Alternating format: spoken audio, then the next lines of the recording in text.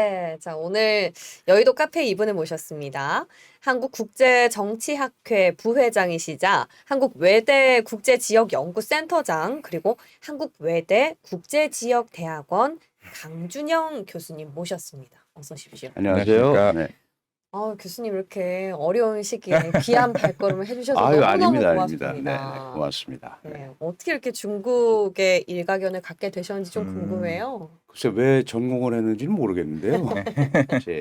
사실 제가 공부할 때가 이제 중국이 개혁 개방을 막 78년에 시작을 했고, 중국 뭐 붐 아닌 붐이 있었죠. 그 당시에 이제 중국이 새로운 모습으로 국제사회에 나오는구나. 소위 주계 장막을 걷고, 그래서 중국만 뚫리면 대단해질 것 같다. 뭐 이제 이런 얘기들이 있었습니다. 그래서 뭐 이런저런 이유로 해서 이제 공부를 하게 됐고, 그러다 보니까 어느덧 제가 81학번인데요. 한 40년 됐어요. 중국 간지.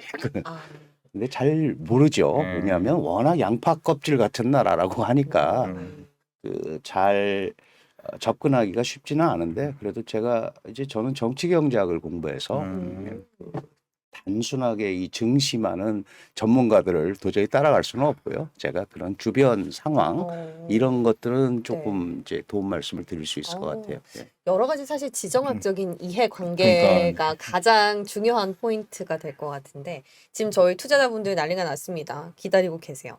네.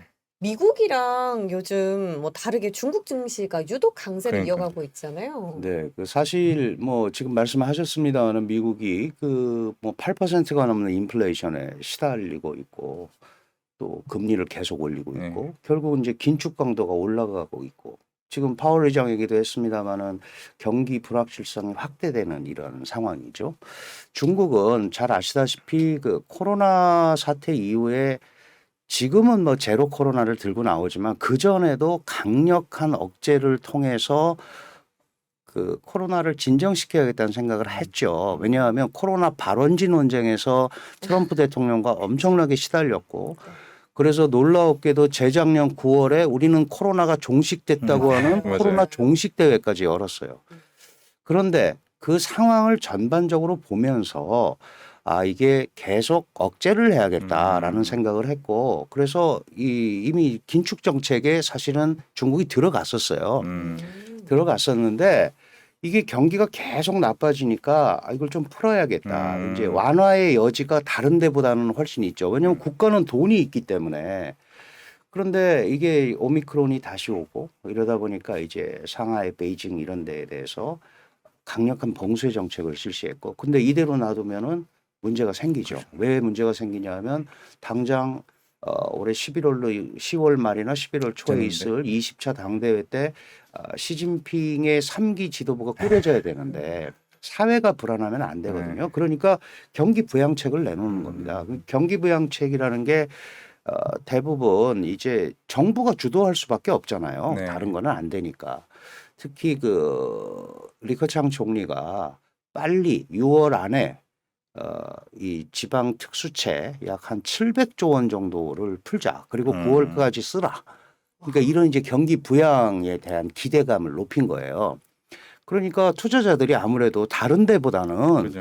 좀 괜찮지 않겠냐라는 생각을 하는 것 같고 그 인프라 투자 인프라 투자라는 게 뭐 도로 건설이나 이런 게 아니고 지금 우리가 얘기하는 5G라든지 그 소위 AI. 자기네들 그 향후에 미래 먹거리에 대한 투자도 전부 인프라 투자에 들어가니까 그런 부분에 대해서 좀 공간이 생겼고요.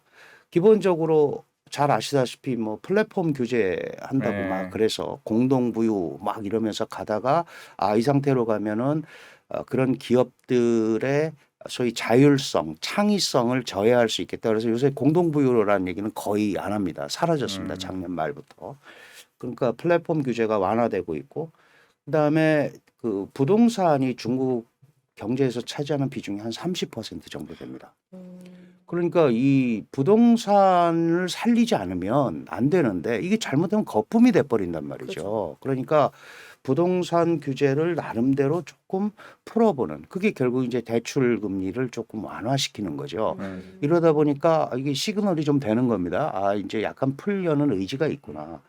그다음에 또 이 승용차 얘기가 이제 보면 많이 나오는데 이 승용차가 중국 소비 구조의 또 한 25%를 차지해요. 왜냐하면 그 기름값까지 다 연동이 돼 있으니까.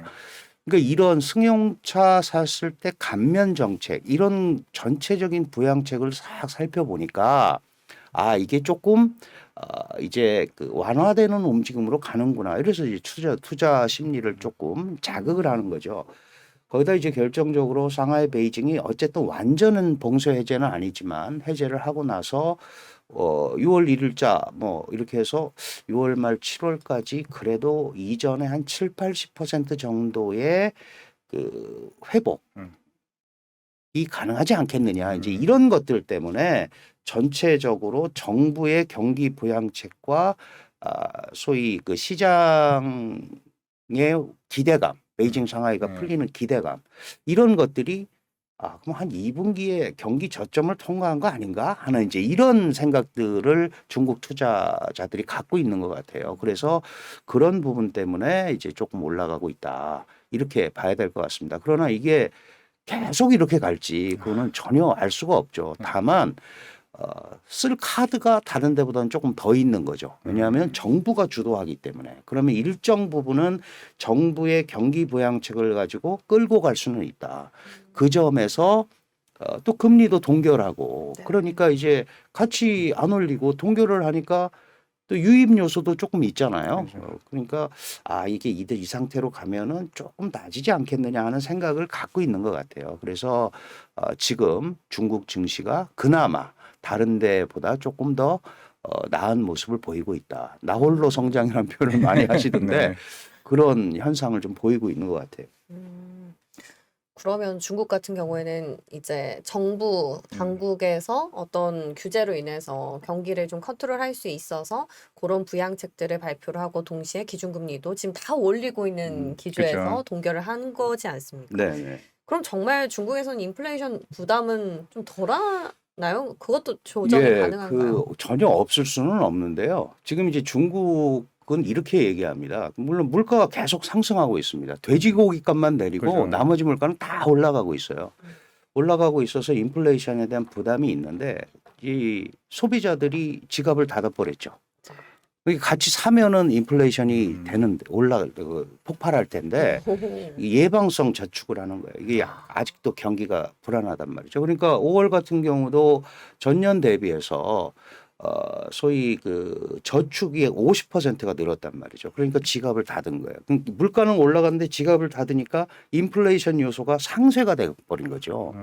같이 써버리면 올라갔을 텐데 아니면 디플레이션의 가능성도 충분히 있죠. 그런데 지금 이제 현재는 그런 상태고 그래서 잘 아시다시피 소비자 물가 지수가 2.1%밖에 안 된단 말이죠. 연 3%로 하려고 그랬는데 이거는 미국을 봐도 8% 뭐 8.6% 이러니까 굉장히 불안했는데 중국은 3% 이내로 일단 되는 것 같다. 그러나 이게 경기가 잘 돌아가면서 3% 이하가 되면 괜찮은데 지금은 억제에 의해서 그런 거예요.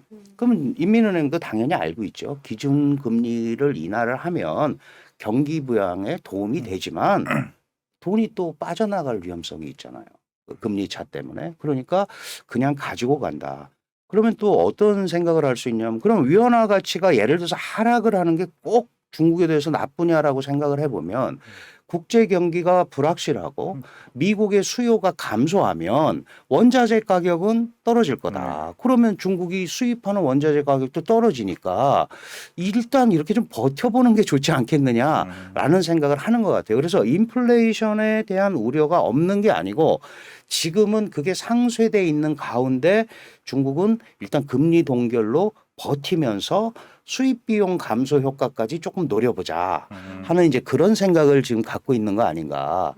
그 중국의 전문가들도 이렇게 해서 일정 부분은 지나갈 수 있다라고 지금 생각을 하는 것 같아요. 앞으로 어떻게 될지는 전혀 모르겠습니다만은 현재까지는 그런 형태로 금리 동결에 대한 양면 효과 이런 것들을 다 노리고 있는 게 아닌가 이렇게 판단이 됩니다. 그 상황에 궁금한 게 있는데 사실 중국 같은 경우는 러시아에서 석유를 오히려 수입을 하고 있으니까 그러면은 사실 인플레 부담에서 지금 제일 큰 게 유가잖아요. 네, 그럼 네. 중국 제가 아직 중국은 한 번도 안 가봐가지고 그럼 중국은 어떻게 보면 석유 수요 국가 중에서 세계에서 거의 1, 2위를 하는 나라인데 우리나라 같은 경우는 지금 기름값이 워낙 비싼 편인데 중국 같은 경우는 거기에 대한 뭐 면세 효과나 아니면 그런 정책적인 측면에서 국민들이 오히려 그에 대한 인플레 부담이 없는 편인가요? 그 사실은 이제 일반 유가들은 네. 당연히 소비자 부담이 있죠. 네. 근데 지금 전체적으로 또 많이 올랐습니다. 지금 국제 유가가 중국도 러시아 원유뿐만이 아니고 수입하는 유가가 한 29% 정도가 그전보다 올랐거든요. 그러면 그게 이제 원자재 그대로 부담이 되죠. 그런데 그럼에도 불구하고 지금 정부가 특별하게 특히 이 지금 경기부양책 같은 게 5월 달에 집중적으로 논의가 돼서 지금 나오는 거예요. 네. 그러니까 그걸 컨트롤하면서 가겠다는 거지 부담이 안 된다는 건 아닙니다. 아닙니다. 다만 지금 소비가 워낙 죽어 있으니까 그걸로 상쇄가 되고 있는 모습을 보일 뿐이지. 그런데 그러면 그럼 언제 터질 수 있지 않느냐라는 생각을 많이 하는데 중국 정부는 기본적으로 사회 안정, 경제 발전, 지속 가능한 발전을 계속 얘기하지 않으면 국민들한테 이 제대로 된 미래 전망을 못 주잖아요. 그러니까 결국 정부가 나름대로 끌어갈 거다. 이게 사실은 동전의 양면인데 정부가 계속 그렇게 가면 이게 어떻게 시장을 제대로 그 시장 경제에 맡겨서 가겠냐라고 하지만 중국은 여전히 정부 주도의 시스템을 가지고 일정 부분 컨트롤할 수 있다라는 생각을 갖고 있다. 다만 요즘 이제 계속 나오는 게 시진핑과 리커창 얘기가 네, 계속 맞아요. 나오잖아요. 네. 시진핑은 안정이 중요하다, 음. 제로 코로나가 중요하다 그러고 리커창은 무슨 소리냐, 경제가 발전이 부양. 돼야 그런 게 해결이 된다. 그런데 시진핑도 약간 누그러뜨렸습니다. 경제도 중요하다라는 얘기까지 나온 걸로 봐서 조금 그런 부분에 대해서는 압박을 경제에 대한 압박을 받고 있다. 다만 받고 있지만 국가가 국가 주도형 부양, 국가 주도형 정책으로 일정 부분 끌어나갈 수 있다라는 그런 흐름을 가지고 있죠. 그게 자신감인 거는 아닌 것 같아요. 지금 다른 방법이 없으니까 그렇게 좀 끌고 간다고 봐야 될 것 같습니다. 어쨌든 컨트롤하는 선에서 벗어나지 않으면 추가적인 통화 부양책은 통화 부양의 여지는 충분히 있습니다. 음. 왜냐하면 그 중국이 일단 돈이 있고 그리고 이제 그 다른 데가 지금 금리가 계속 올라가고 있기 때문에 지금은 동결을 했지만 정말 경기가 나빠지면 더 부양책을 쓸 수 있죠. 통화를 통해서. 그리고 중국의 전문가들이 지금이야말로 빨리 그 칼을 빼서 쓰자라고 얘기하는데 중국이 아픈 상처가 있어요. 2008년에 서프라임 모기지 네. 사태가 났을 때 네. 그 당시에 4조 위안, 우리 돈으로 한 880조 정도를 풀었는데 네. 그게 어디로 갔냐 하면 부동산과 증시로 간 거예요. 네. 그래갖고 그 거품이 사실 어떻게 보면 지금까지도 안 꺼지고 있는 거죠. 그러니까 돈을 양적 완화라든지 이런 걸 통해 갖고는 절대 안 하겠다라는 게 지금 리커창의 생각이에요. 왜냐하면 저거 지금 2008년이면 14년 그렇죠. 전인데 그 후유증이 아직도 있단 말이죠. 그래서 완화 여지는 있는데 그래서 매우 선별적으로 할 거다. 특히 부동산에도 직접적인 수요자한테 갈 수 있는 뭐 대출 금리, 그다음에 LTV 이런 걸 가지고 조정을 하지 과거처럼 풀어서 뭐 기업한테 주고 금리를 확 뭐 그 통화 완화 정책을 확 해가지고 알아서 써라 이렇게 하기는 굉장히 어렵다. 그래서 과도한 돈 풀기는 어쨌든 자제를 할 거고 또 하나 핵심은 이제 민생 물가를 잘 잡지 않으면 네. 중국은 이제 우리와는 좀 다릅니다. 왜냐하면 사회주의 국가잖아요. 그리고 나를 따르라라고 얘기했단 말이죠. 시장에 맡겼지만 네. 나를 믿고 와라 그랬는데 사실은 이제 미국하고는 다르죠. 이제 미중 갈등을 항상 얘기하는데 미국이나 한국 같아도 마찬가지지만 주거비 부담이 굉장히 크잖아요. 사실은 뭐 전체적으로 뭐 한 30% 이상이 주거비에 들어가는데 중국은 집값이 비싸다고 뭐 일부 도시는 하지만 한 15, 6%밖에 주거비 부담이 없어요. 그리고 오히려 이제 우리가 엔겔 계속은 없다고 그러잖아요. 먹고 사는 게 문제인데 그런 부분은 이제 중국이 훨씬 크죠. 그래서 상대적으로 중국이 물가 관리나 이런 거를 잘 한다면 그런 부분은 좀 넘어갈 수 있지 않을까 이렇게 보는 거고 그런 것들이 시장에 시그널을 줍니다. 아, 중국 정부가 적절하게 부양책을 쓰면서 이렇게 간다. 그러면서 거기에 맞춰서 이 소위 소비 네. 시스템, 소비가 완만하게 상승을 한다면 그렇다면 증시도 완만하게 안정세를 가져갈 수 있지 않겠느냐. 이런 생각을 중국 정부는 하는 것 같아요.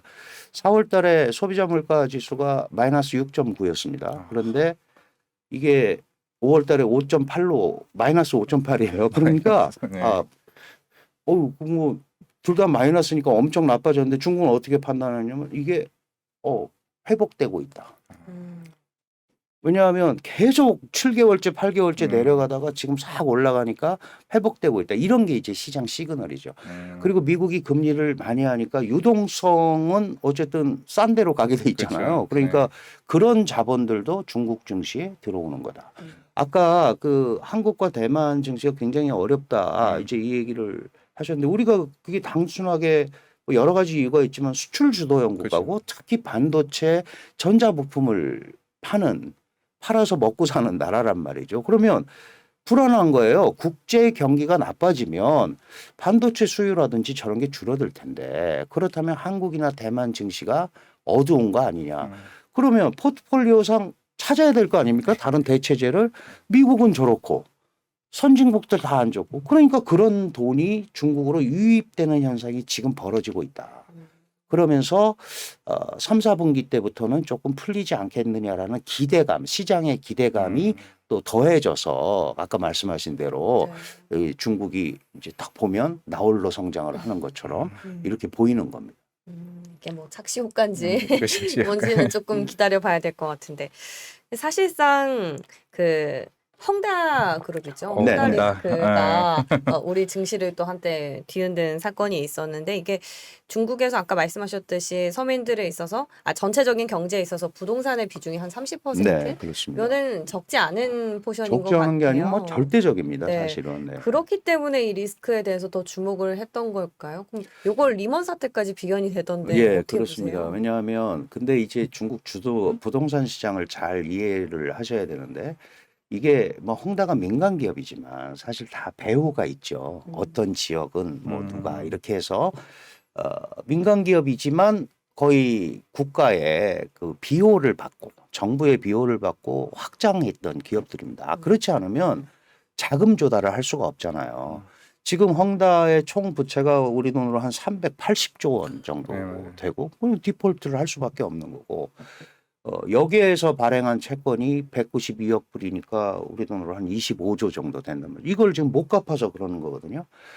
그런데 이제 주택 경기가 살아나려면 주택을 사야 되잖아요. 그런데 헝다 사태가 뭘 보여줬냐 하면 분양대금을 지급했는데 공사가 중단돼 버려서 내 돈이 공중으로 떠버린 거예요.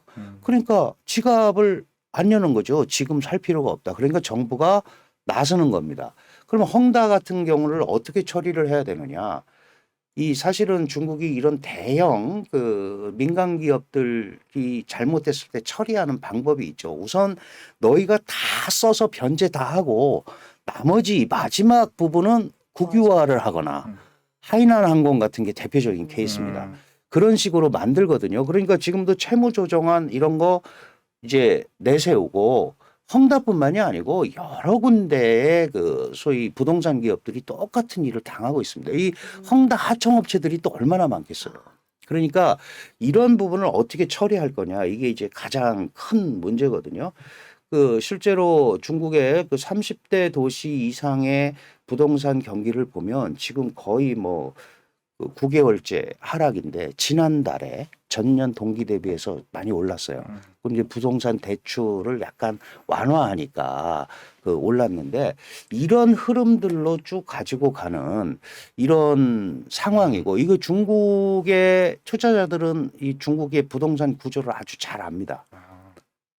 이게 헝다뿐만의 문제가 아니거든요. 그리고 이런 말씀 뭐 확인이 안 돼서 드리기가 어렵습니다만은 이 헝다에 아까 얘기한 이제 정치적 배후 세력이 다 있거든요. 네네. 그게 이제 광동 지역을 중심으로 음. 활동하는 뭐 일종의 자본 그룹. 음. 그다음에 알리바바 같은 데도 마찬가지잖아요. 그죠. 그게 이제 상해 지역을 음. 움직였던 뭐 상해방이나 이런 자본이 많기 때문에 이런 게 이제 정치적으로도 영향을 받는 겁니다. 그러니까 너무 이런 기업들이 과도하게 확대돼서 이 당과 정부의 정책에 영향을 미치는 거는 중국으로서는 도저히 정부에서는 받아들일 수 없는 거거든요. 그런 거를 조정하는 과정이니까 그런 것들이 사실 반영이 돼 있는 거예요. 이미 주식시장에. 헝다 사태가 이게 사실 작년에 뭐 터져 나왔고 막 우리는 이랬습니다만 중국 내부에서는 이미 한 3전 정도 된 일이거든요. 네. 아, 저거 문제가 생길 수 있겠다라고. 그다음에 뭐 많은 집을 줬는데 계속 미분양이 나오고 이제 이런 부분들이 흘러갔기 때문에 결국은 이 조치가 어떻게 나오고 정부가 어떤 모습을 보이느냐에 따라서 부동산 시장이 안정을 찾을 수 있을지 그런 게 달려 있을 것 같아요. 한 7월쯤 가봐야 되지 않을까 이렇게 판단이 됩니다. 사실 저는 홍다 그룹을 사실 이제 저는 운동을 스포츠를 좋아하니까 사실 중국 슈퍼리그 네. 해체하고 이러니까 이게 생각보다 아까 말씀대로 리모 사태처럼 커지는 거 아니야? 라고 좀 생각을 좀 해보긴 했었습니다.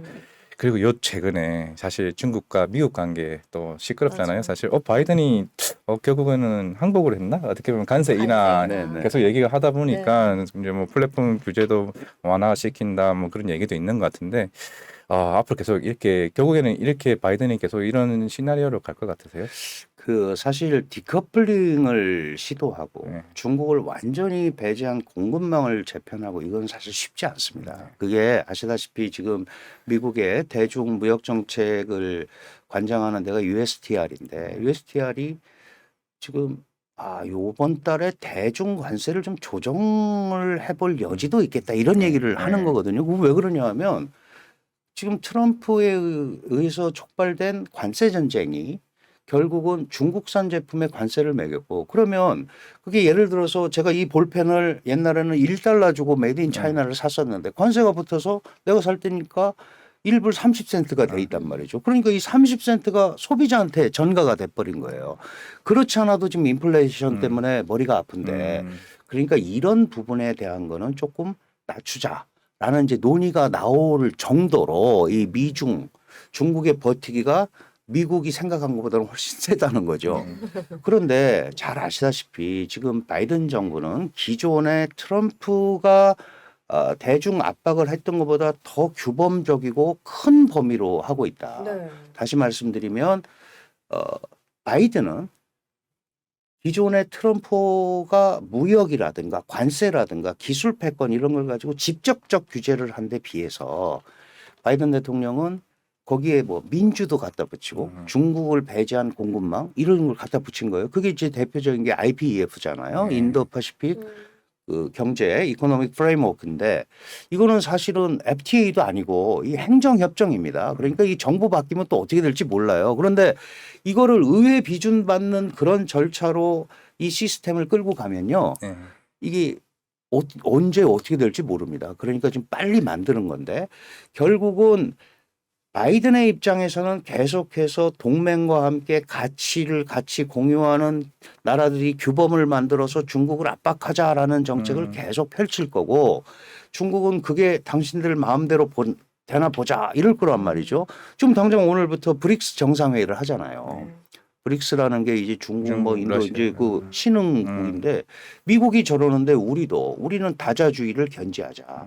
그리고 분열주의로 얘기한단 말이죠. 미국이 자꾸 저렇게 자기랑 뜻을 가까운데라는 이름으로 강요해서 중국을 압박하려고 그러는데 그대로 안 될 거다.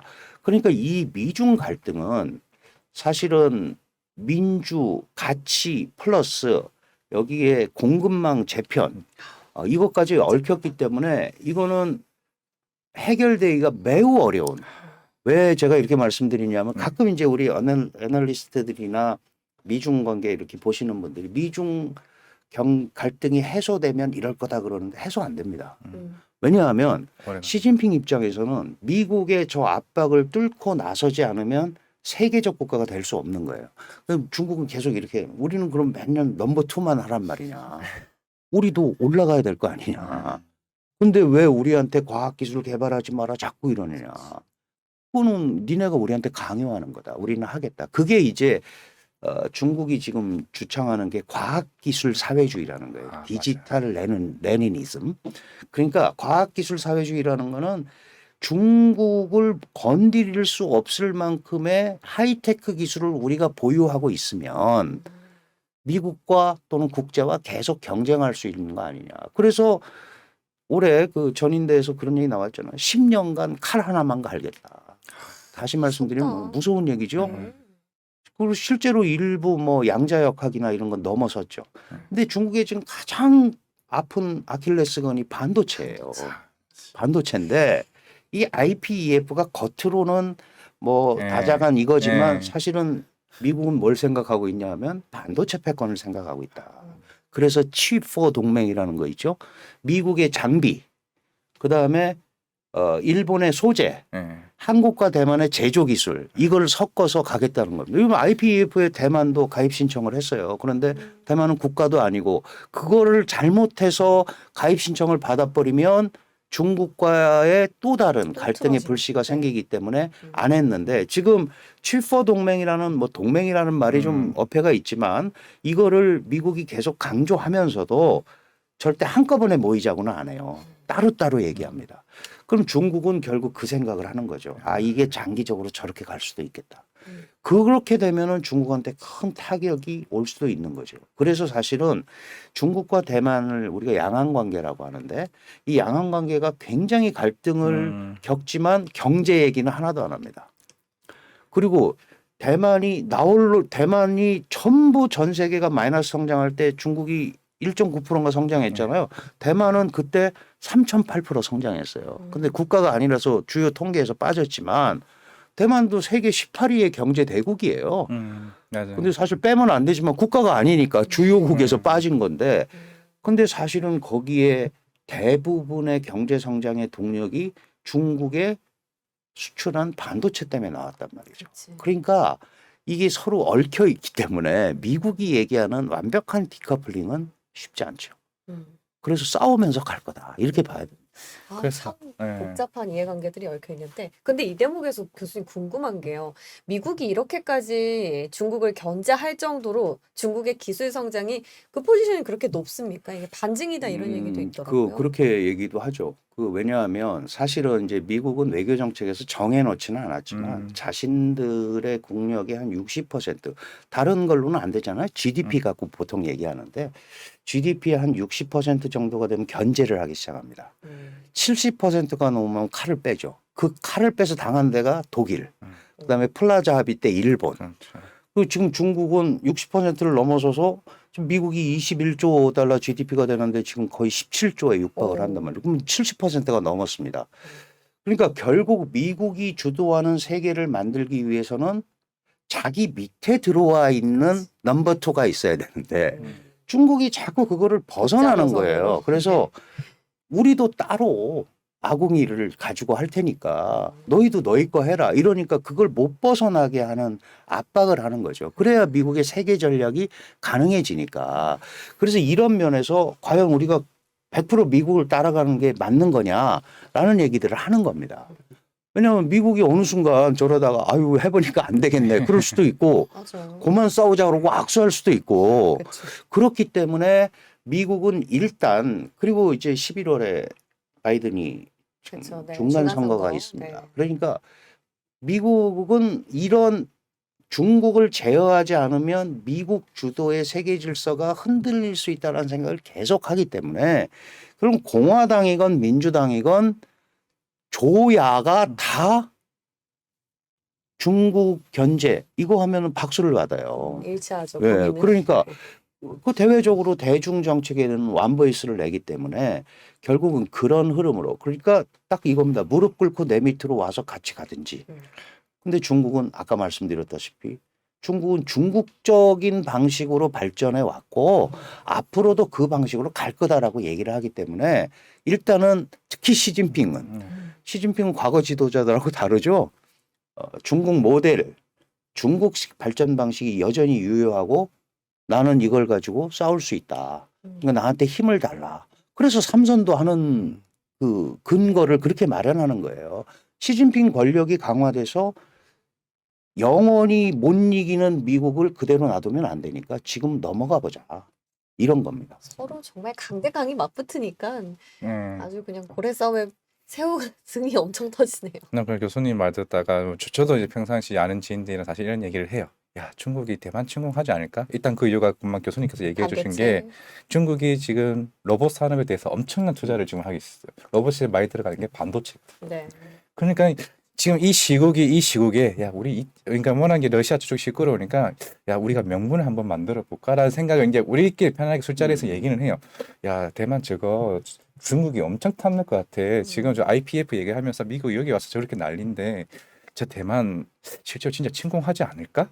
라고 생각을 하는데 교수님은 솔직히 여기에 대해서 어떻게 생각하십니까? 조금 약간 그 불편하신데. 사실은 예. 대만 침공이 쉽지는 않습니다. 그렇죠. 네. 그 이제 전략적으로 판단을 해야 되잖아요. 그 중국이 대만을 지금 침공해가지고 탁 복속을 하고 점령을 할 수 있으면 좋은데 대만이 무지무지한 요새예요. 상륙할 데가 없고 해협이 있잖아요. 그리고 이제 그 해협을 와야 되고 대만의 국방력이 만만치 않은 데다가 트럼프 때부터 특히 바이든 이럴 때 무기 수출을 계속하고 있고 대만이 세계 8번째 순항 미사일 개발국입니다. 그 자체 기술로 물론 미국이 도와줬겠죠.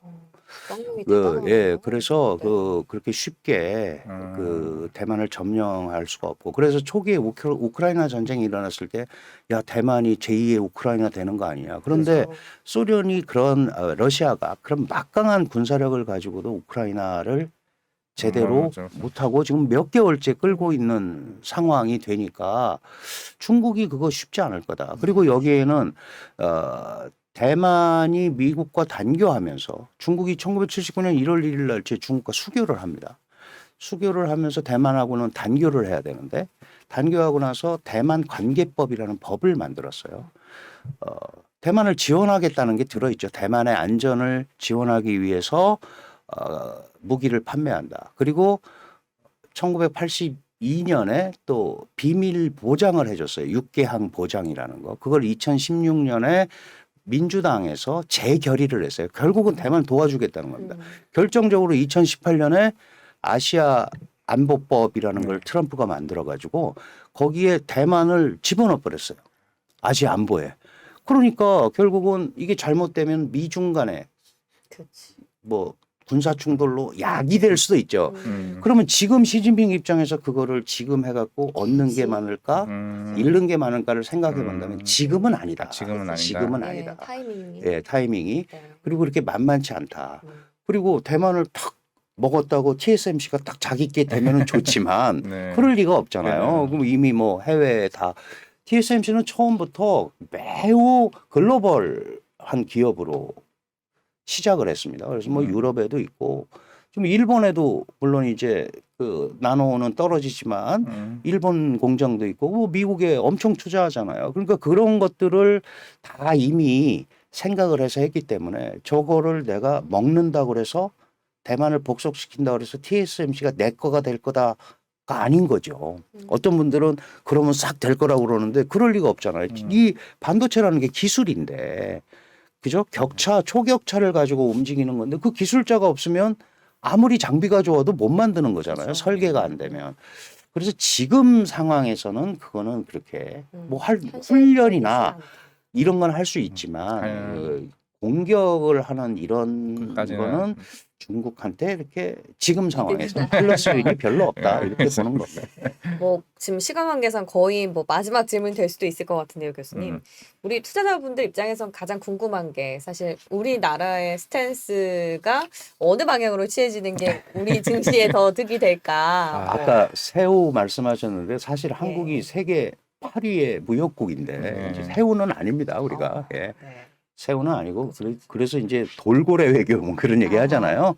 좀 능동적으로 움직여야 되는데 사실은 우리가 한미동맹을 강화하고 이러는 거는 당연한 거죠. 왜냐하면 미국은 한국의 유일 동맹국이에요. 여전히 북한의 핵위협에 시달리고 있고 군사적 위협에 시달리고 있으니까 안보적인 차원에서 한미동맹을 강화하는 건 맞는데 그 지난번 바이든 윤석열 대통령 회담에서 글로벌 동맹이라는 표현을 썼어요.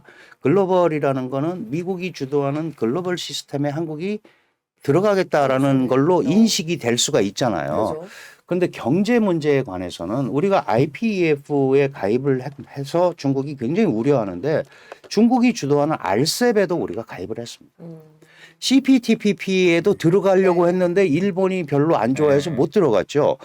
지금 이 태평양 지역의 RCEP, IPEF, CPTPP 이런 것들을 보면 11개국이 동시 가입국이에요. 그러니까 우리가 경제적으로는 충분히 우리 목소리를 내는 그리고 이게 비록 행정협정 형태지만 이 룰의 제정자가 되는 이런 역할로 나간다면 좀 선택적으로 접근하는 것도 가능하다. 그래서 미국한테도 우리 먹고 사는 문제에 대해서는 우리가 한다고 얘기를 해야죠. 선택했다 예, 보복당하니까. 보복. 그 보복이 그 말 그대로 이렇게 쉽지가 않습니다. 왜냐하면 아까 말씀드렸다시피 한국만 혼자 그랬으면 보복하죠. 사드하고 다릅니다.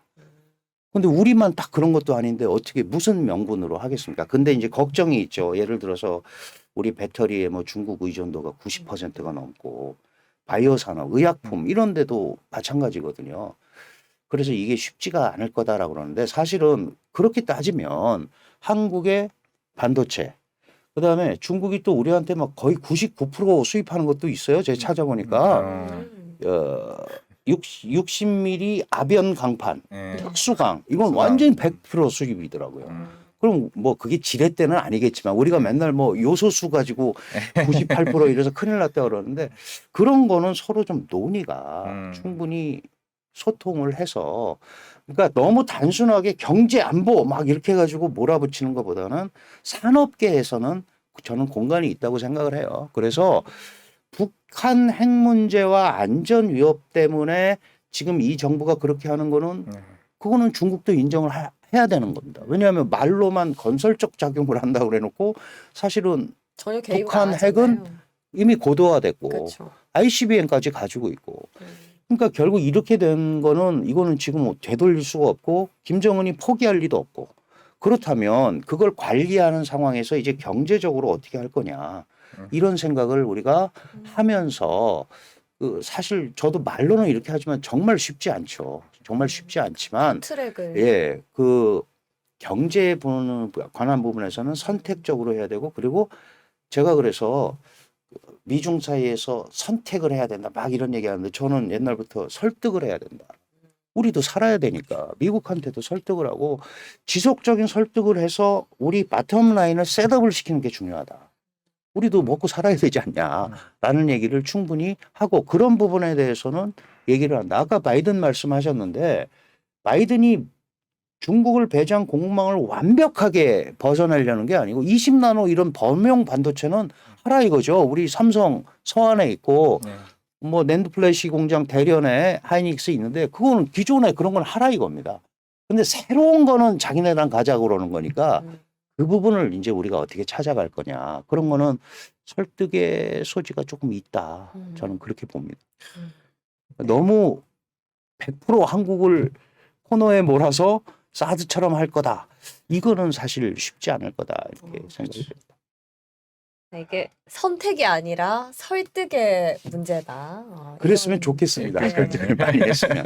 지정학적 리스크를 우리가 어떻게 좀 타개할 수 있는 해법을 오늘 조금이나마 엿볼 수 있는 그런 귀한 시간이었던 것 같습니다. 오늘 정말 좋은 말씀 고맙습니다, 교수님. 다음에 또 뵙겠습니다. 감사합니다. 또 뵙겠습니다.